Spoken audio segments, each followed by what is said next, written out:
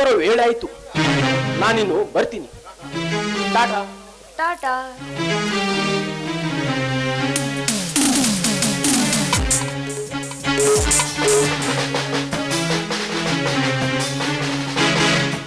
ರಜನಿ, ಬಾ ಇಲ್ಲಿ. ಇದೋ ಇಲ್ಲಿ ನೋಡು. ನಾನು ಬರುವ ಮುಂಚೆ ಇದನ್ನು ಇಲ್ಲಿ ಇರಲಿಲ್ಲ.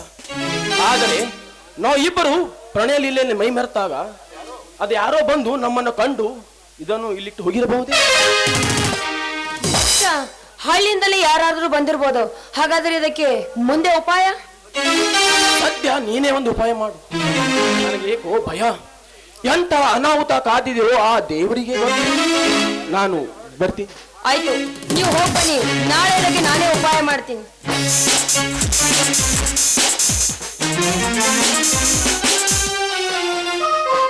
ದೇವೀರೇಂದ್ರ, ಮನೆ ಮುರಿಯುವಂತ ಹೀನ ಕಾರ್ಯಕ್ಕೆ ಕೈ ಹಾಕಿರುವ ನಿನ್ನನ್ನು ನನ್ನ ಕ್ರೋಧಕ್ಕೆ ಬಲಿ ತೆಗೆದುಕೊಂಡು ನಿಮ್ಮಿಬ್ಬರ ದೇಹವನ್ನು ತುಂಡು ತುಂಡಾಗಿ ಕತ್ತರಿಸಿ 10 ಕಾಗೆಗಳಿಗೆ ಆಹಾರವನ್ನಾಗಿ ಮಾಡಬಲ್ಲೆ.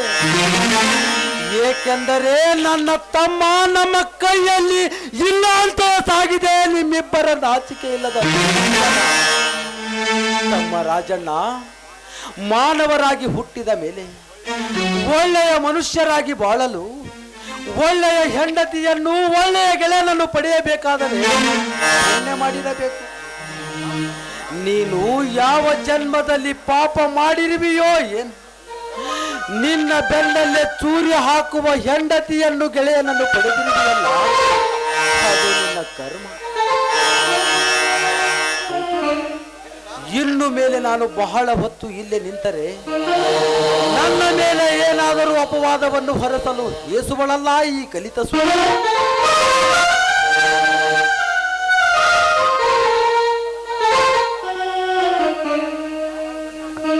ಅಣ್ಣ, ಯಾವಾಗ ಬಂದಿ ಅಣ್ಣ? ಕುಳಿತುಕೋ ಅಣ್ಣ. ಇಲ್ಲ ರಾಜಣ್ಣ, ನನಗೆ ತುರ್ತು ಕೆಲಸ ಐತಿಯಪ್ಪ. ಊರ ಕಡೆಗೆ ಮಳೆನೂ ಆಗಿದೆ, ಬಿತ್ತನೆ ಕೆಲಸನೂ ನಡೆದಿದೆ. ಅಪ್ಪ ಅಮ್ಮನಿಗೆ ನಿನ್ನ ಕಡೆಗೆ ಜೀವ ನೆನೆಸಿದೆ. ನಿನ್ನನ್ನು ನೋಡಿಕೊಂಡು ಬಾ ಅಂತ ಕಳುಹಿಸಿದರೂ ನಾನು ಬಂದೆ. ತಮ್ಮ ರಾಜಣ್ಣ, ಗೌರಿನು ಗಂಡು ಮಗು ಹುಟ್ಟುತ್ತಾಳೆ. ಆ ಮಗುವಿನ ತಂದೆ ನಾನಾಗಿದ್ದರೂ ಆ ಮಗು ನೋಡಲು ಶುದ್ಧ ನಿನ್ನ ಹಾಗಿದೆ ಅನ್ನುತ್ತಾರಪ್ಪ ನೋಡಿದ ಜನರೆಲ್ಲ. ತಮ್ಮ, ನಾನಿನ್ನು ಬರುತ್ತೇನಪ್ಪ. ಯಾಕಣ್ಣ ಎಷ್ಟು ಅವಸರ ಮಾಡ್ತಿ? ಒಳ್ಳೆಯ ಸಂತೋಷದ ಸುದ್ದಿಯನ್ನೇ ತಂದಿರುವೆ. ರಜನಿ, ಏ ರಜನಿ, ಬಾರೆ. ಹಳ್ಳಿಯಿಂದ ನನ್ನ ಬಂದಿದ್ದಾನೆ, ಬಾರೆ. ತಮ್ಮ, ನಾನು ಹೋಗುತ್ತೇನೋ ತಮ್ಮ.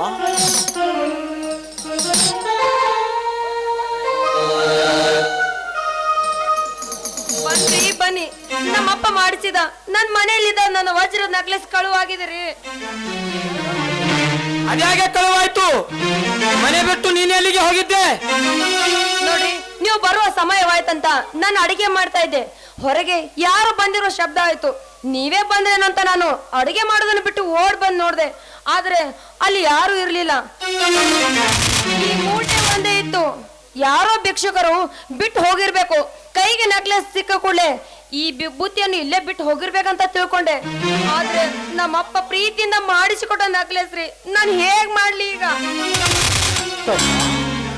ಈ ಗಂಟು ಭಿಕ್ಷುಕರದಲ್ಲವಪ್ಪ, ಇದನ್ನು ನಿಮಗಾಗಿ ನಾನೇ ತಂದವನು. ಬೇಕಾದರೆ ಬಿಚ್ಚಿ ನೋಡುತ್ತಮ್ಮ. ಹುಂಡಿ ಚಕ್ಕುಲಿ ಕೋಡು ಬಳೆಗಳನ್ನು ಮಾಡಿ ಕಟ್ಟಿದ್ದಾಳೆ ಅಮ್ಮ ನಿಮಗಾಗಿ. ಹಾಗಾದ್ರೆ ನೀವೇ ಯಾಕೆ ಕತ್ತಿರಬಾರ್ದು ನನ್ನ ನೆಕ್ಲೆಸ್ ಅನ್ನು? ರಜನಿ, ಇವ ಯಾರು ಅನ್ನೋ ಅರಿವಾದರೂ ಇದೆಯೇನೆ ನಿನಗೆ? ಹೌದ್ರಿ, ಸದ್ದಿಲ್ಲದ ಮನೆಯವರೆಗೆ ಬಂದು ಈ ಗಂಟನ್ನು ಇಟ್ಟುಕೊಂಡು ಹೋಗಿರುವ ಉದ್ದೇಶವೇನು? ನಾನು ಮನೆಯಲ್ಲೇ ಅಡಿಗೆ ಮಾಡ್ತಾ ಇದ್ದೆ. ಮನೆಯನ್ನು ಬಿಟ್ಟು ನಾನೇನು ಎಲ್ಲೇ ಹೋಗಿರಲಿಲ್ಲ.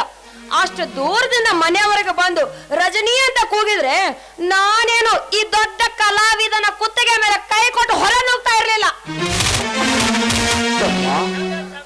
ನಾನು ಮನೆಗೆ ಬಂದಾಗ ಬಾಗಿಲು ತೆರೆದುಕೊಂಡಿತ್ತು. ಮನೆಯಲ್ಲಿ ಯಾರು ಇಲ್ಲ ಅಂತ ತಿಳಿದೆ. ಹೊಲಸು ನಾಯಿ ಒಂದು ಎಲಬು ಕಡಿಯ ಹತ್ತಿತು. ನಡ ಮನೆಯಲ್ಲಿ ನಿಂತು ಹೊಡೆಯಲು ಹೋದರೆ ಕಡಿಯಲು ಬಂದಿತು ಎಂದು ತಿಳಿದು ಆ ಹೊಲಸು ನಾಯಿ ಗಂಜಿ ಹೊರಗೆ ಬಂದೆ. ನೆಕ್ಲೆಸ್ಸಿನ ವಿಷಯ ಮಾತ್ರ ನನಗೆ ಗೊತ್ತಿಲ್ಲ ತಮ್ಮ, ಗೊತ್ತಿಲ್ಲ. ಸತ್ತಿಲ್ಲದ ಮನೆ ಒಳಗೆ ಬಂದು ನನ್ನ ನೆಕ್ಲೆಸ್ ಅನ್ನ ಕಳುವು ಮಾಡಿ ಅರ್ಥ ವ್ಯರ್ಥದ ಬಗ್ಗೆ ಮಾತನಾಡ್ತಾ ಇದೆಯಲ್ಲ, ನಾಚಿಕೆ ಆಗ್ಬೇಕು ಇನ್ನೊಂದು ಹೇಸಿ ಜನ್ಮಕ್ಕೆ. ನಾಲಿಗೆಯನ್ನು ಹಿಡಿತದಲ್ಲಿ ಇಟ್ಟುಕೋ. ಎನವಿಲ್ಲದ ನಾಲಿಗೆಯನ್ನು ಹರಿಬಿಟ್ಟರೆ ಒತ್ತು ಬುದ್ಧಿ ಕಲಿಸಬೇಕಾದಿತ್ತು. ಇವನು ನನ್ನ ಒಡ ಹುಟ್ಟಿದ ಅಣ್ಣ, ಕಳ್ಳತನ ಮಾಡುವಷ್ಟು ಕೀಳನಲ್ಲ. ನಾನು ನೆಕ್ಲೆಸ್ ಕಳ್ಳತನ ಮಾಡಿದ್ದು ಇವನೇ. ನೆಕ್ಲೆಸ್ ಮುಖ್ಯ ವಿನಃ ಇವನ ಉಪದೇಶವಲ್ಲ. ನೆಕ್ಲೆಸ್ ಕಳ್ಳ ನಾನಲ್ಲಮ್ಮ ರಜನಿ. ನನ್ನ ಹೆತ್ತ ತಾಯಿಯ ಮೇಲೆ ಆಣೆ ಮಾಡಿ ಹೇಳುವೆ ನನ್ನ ಮಾತನ್ನು. ತಮ್ಮ ರಾಜಣ್ಣ, ನಾವಿಬ್ಬರೂ ಉಚ್ಚ ಕುಲದಲ್ಲಿ ಜನಿಸಿದವರು.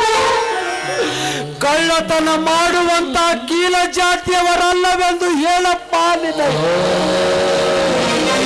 ನಿನಗೆ ಕೈ ಮುಗಿಯುತ್ತೇನೆ ತಮ್ಮ. ಮರ್ಯಾದೆಯಿಂದ ಹೇಳ್ತಾ ಇದ್ದೀನಿ, ನನ್ನ ನೆಕ್ಲೆಸ್ ಹೀಗೆ ನನ್ನ ಕೈ ಕೊಟ್ರೆ ಸರಿ, ಇಲ್ಲಿದ್ರೆ ನಾನು ಪೊಲೀಸ್ ಕಂಪ್ಲೇಂಟ್ ಕೊಡಬೇಕಾಗುತ್ತದೆ. ನಿಲ್ಲು ರಜನಿ. ಅಣ್ಣ, ರಜನಿ ಹಠಮಾರಿ ಹೆಣ್ಣು. ಹಿಡಿದ ಹಠವನ್ನು ಸಾಧಿಸದೆ ಬಿಡಲಾರಳು. ಅದು ಅಲ್ಲದೆ ಪೊಲೀಸರು ಅಪರಾಧಿ ನಿರಪರಾಧಿಗಳು ಎನ್ನದೆ ಅವರ ಕರ್ತವ್ಯ ಅವರು ಮಾಡದೆ ಇರಲಾರರು. ಅದಕ್ಕೆ ನೀನೇನಾದರೂ ಆಸೆಗೆ ಮನಸೋತು ತೆಗೆದುಕೊಂಡಿದ್ದರೆ ಕೊಟ್ಟು ಬಿಡೋಣ. ತಮ್ಮ, ನೀನು ನನ್ನ ಕಳ್ಳ ಅಂತ ನಂಬಿ ಬಿಟ್ಟಿಯ? ಆ ದೇವರ ಮೇಲೆ ಪ್ರಮಾಣ ಮಾಡಿ ಹೇಳುವೆ, ನಕ್ಲೆತ್ತು ನಾನು ಕತ್ತಿಲ್ಲ ತಮ್ಮ. ಬಾಯಿ ಮಾತಿಂದ ಹೇಳಿದರೆ ಕೇಳುವಂತೆ ಕಾಣ್ತಾ ಇಲ್ಲ. ಗದ್ದೆಗೆ ಲೆಟ್ಟು ಪತ್ತು ಹಾಗೆ ಇಂಥವರಿಗೆ ನಾವು ಈ ಹರಕು ಚಪ್ಪಲಿಂದ ಹೊಡೆದು ಬುದ್ಧಿ ಕಲಿಸಲೇಬೇಕು. ನಾನು ಪೊಲೀಸ್ ಕಂಪ್ಲೇಂಟ್ ಕೊಟ್ಟು ಒದ್ದು ಬುದ್ಧಿ ಕಲಿಸಬೇಕಾಗುತ್ತದೆ. ಇಲ್ಲ, ನನ್ನ ಗಂಡ ಇವತ್ತು ಒಳ್ಳೆ ಸಮಯಕ್ಕೆ ಬರ್ದೇ ಹೋಗಿದ್ರೆ ಇಂಥ ಮಹಾನ್ ಕಳ್ಳರು ಇವತ್ತು ನನ್ನ ಕೈಗೆ ಸಿಗ್ತಾನೆ ಇರಲಿಲ್ಲ. ಓಹೋ, ಅಂತೆ ನನ್ನ ಅಣ್ಣ ಇಲ್ಲಿಂದ ಬೇಗನೆ ಹೋಗುವಂತೆ ಮಾತನಾಡುತ್ತಿದ್ದರಲ್ಲವೇ? ನನ್ನ ಹೆಂಡತಿ ಆಡುವ ಮಾತು ಸತ್ಯವಿರಬಹುದೇ? ನನ್ನ ಅಣ್ಣನೇಕೆ ನಕ್ಲೇಸ್ ಅನ್ನು ಕದ್ದಿರಬಾರದು? ಅಣ್ಣ, ನಿನ್ನ ಕಾಲಿಗೆ ತೆಗೆದುಕೊಂಡಿದ್ದರೆ ಕೊಟ್ಟು ಬಿಡೋಣ ನೆಕ್ಲೇಸ್ ಅನ್ನು. ನಾನು ತೆಗೆದುಕೊಂಡಿಲ್ಲಪ್ಪ, ನಾನು ತೆಗೆದುಕೊಂಡಿಲ್ಲ. ನಾನು ನಿರಪರಾಧಿ ತಮ್ಮ, ನನ್ನ ಮಾತನ್ನು ನಂಬು. ಅಣ್ಣ, ಪೊಲೀಸರ ಲಾಠಿ ಏಟಿಗೆ ನಿನ್ನನ್ನು ಬಲಿ ಕೊಡಬಾರದೆಂದು ಅಂಗಲಾಚಿ ಕೇಳಿದರೂ ಸತ್ಯ ವಿಷಯವನ್ನು ಬಾಯ್ಬಿಡಲಾರೆ. ತಮ್ಮ ರಾಜಣ್ಣ, ನನ್ನ ಕಳ್ಳ ಅಂತ ನಂಬಿ ಬಿಟ್ಟಿಯ ನಿನ್ನ ಹೆಂಡತಿಯ ತಮ್ಮ. ಸಣ್ಣವರಿದ್ದಾಗ ಕೂಡಿ ಆಡಿ ಬೆಳೆದರು.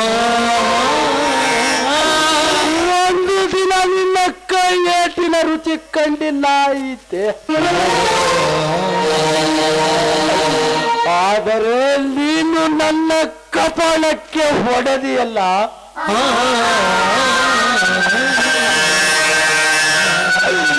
ನನಗೆ ಹಿಡಿಸಲಾರದಷ್ಟು ಸಂತೋಷವಾಯಿತು ತಮ್ಮ.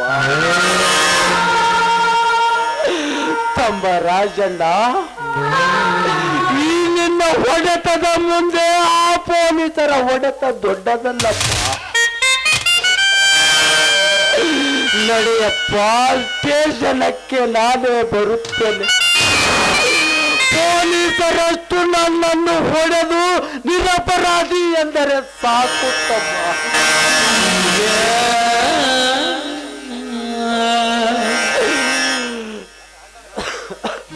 ನನ್ನ ಗಂಟನ ಅಣ್ಣನೆಂಬ ಮಾತಿಗೆ ಬಿಡಬೇಕಾ ವಿನಃ ನಿಮ್ಮಂತವ್ರಿಗೆ ಒದ್ದು ಬುದ್ಧಿ ಕಲಿಸಲಾರದೆ ಬಿಡಬಾರ್ದು. ಅಲ್ಲ, ನಿಮ್ಮ ಮನೆಯಿಂದ ಜಗಳವಾಡಿ ಮನೆಗೆ ಬಂದ ಕೂಡಲೇ ನಮ್ಮ ಮನೆಯ ಹೊಸ್ತಲು ಸಹಿತ ನೀವು ತುಳಿಬಾರ್ದಾಗಿತ್ತು. ನೋಡು, ನೀವು ಹೋಗಿ ಮೊದಲು ಆ ಸ್ಟೇಷನ್ ನಲ್ಲಿ ಬಿತ್ಕೊಳ್ಳಿ. ಮೊದಲು ಹೋಗು ಇಲ್ಲಿಂದ.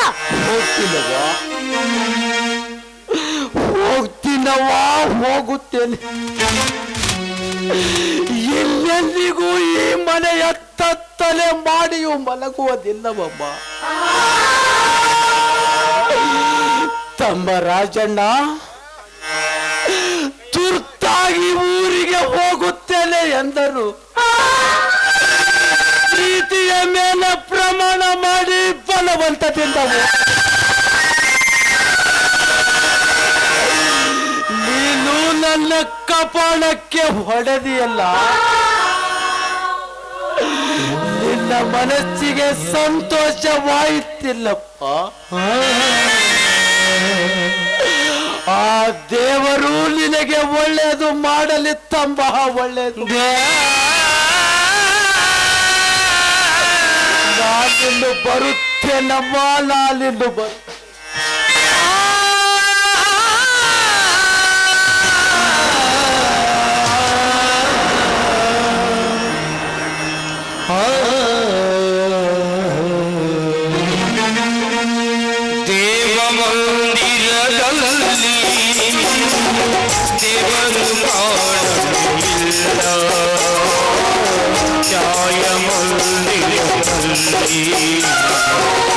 ನ್ಯಾಯವೇ ಸಿಗಲೇ ಇಲ್ಲ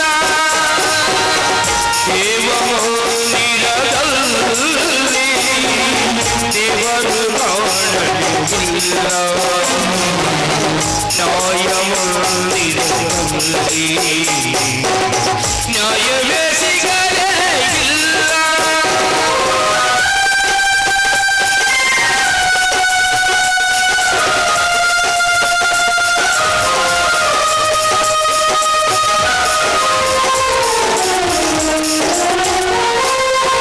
ಸತ್ಯವೇ ಗೆಲ್ಲುವುದು, ಧರ್ಮವೇ ನಿಲ್ಲುವುದು, ಎಲ್ಲವೂ ಎಲ್ಲ ಮಾತುಗಳು ಬರೀ ಮಾತುಗಳು. ಮೋಸವೇ ಗೆಲ್ಲುವುದು, ದ್ರೋಹವೇ ಉಳಿಯುವುದು, ಎಲ್ಲದು ಅರಿತೆ ಬಾಳಿನಳು ನನ್ನ ಬಾಳಿನಳು. ದೇವಮಂದಿರದಲ್ಲಿ ದೇವರು ಸಿಗಲಿಲ್ಲ ನ್ಯಾಯಮಂದಿರದಲ್ಲಿ, ನ್ಯಾಯವೇ ಸಿಗಲೇ ಇಲ್ಲ, ನ್ಯಾಯವೇ ಸಿಗಲೇ ಇಲ್ಲ.